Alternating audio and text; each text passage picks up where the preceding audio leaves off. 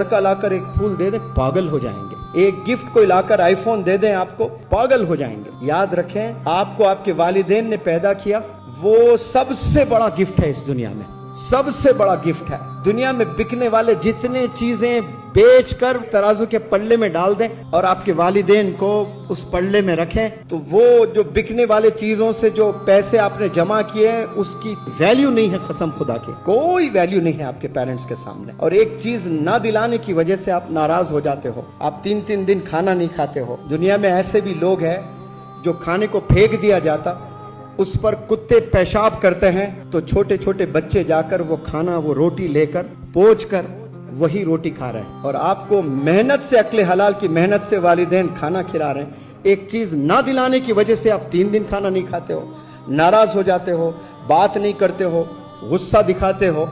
तो अल्लाह सुब्हानहू तआला कहीं ऐसा ना कर दे कि जिंदगी भर महरूम हो जाए आप खाने से, जाकर भीख मांग मांग कर खाना पड़े, क्योंकि जब मिल रहा है शुक्रिया अदा नहीं कर रहे हैं। इसलिए उलमा कहते हैं ना कि जन्नत के हैं 2 सवारी, सब्र और शुक्रगुजार।